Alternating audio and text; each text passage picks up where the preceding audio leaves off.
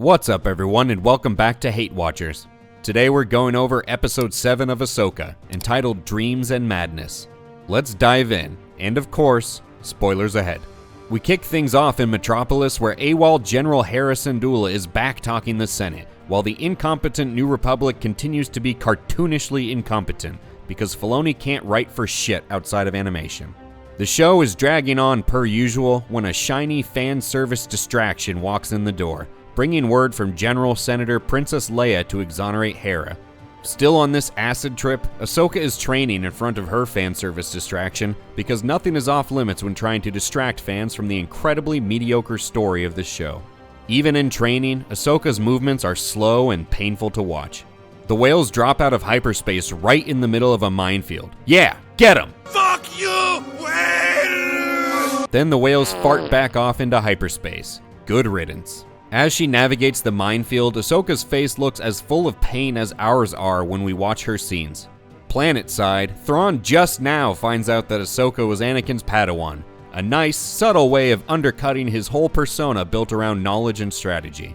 Elsewhere, Ezra and Sabine are just kinda taking it easy, going for a slow ride across the plains, not worrying about little things like getting back to their galaxy or stopping Thrawn. Not a care in the world.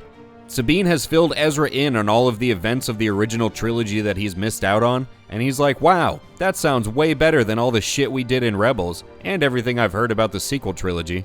Then Ezra reacts how everyone reacted when hearing this news. Ahsoka took me on as her apprentice. She what? Why? Really? Go on! Thrawn calls in the Great Mothers to ask them to find Ahsoka and use their magic to make her interesting. When hiding from Thrawn, Ahsoka reaches out using her convenient plot device force power to locate Sabine. The good guys then destroy the remains of the dead whales, hoping that in a few generations, no one will remember these stupid things ever existed. Baylan and Shin track down Ezra, Sabine, and the crab people, with Baylan ordering Shin to kill them on her own. Ahsoka has arrived and flies overhead while the most interesting character in the show stands motionless. Then, Ahsoka grabs a coat because it's chilly out and hops down out of the moving ship with hilariously bad CGI to face Baylan. Ezra does these weird kinda half shoves, half force push moves instead of using a weapon, and Shin easily knocks him out as Thrawn's troopers arrive.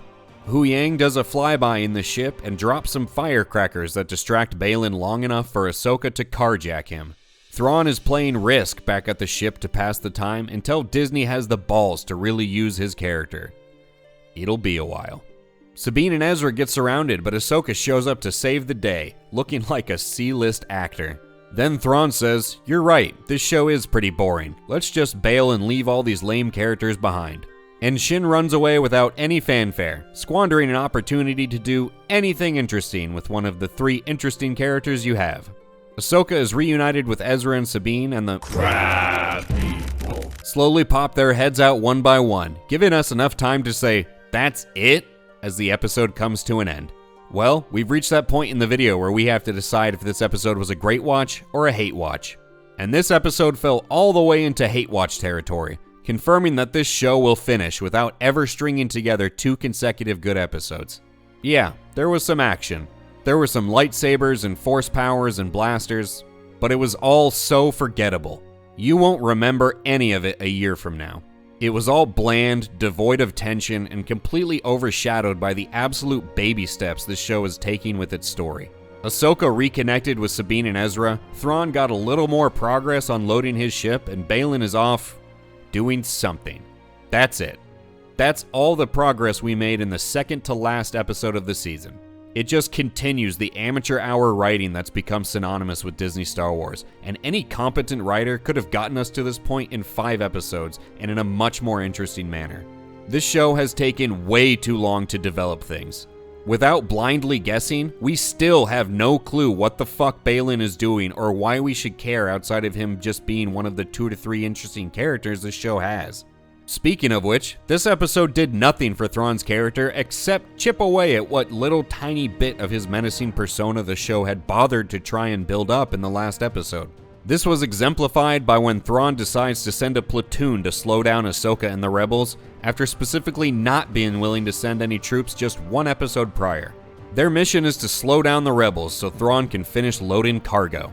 So he sent men that could have otherwise helped load cargo faster to slow the already distracted enemies down by about 3 minutes.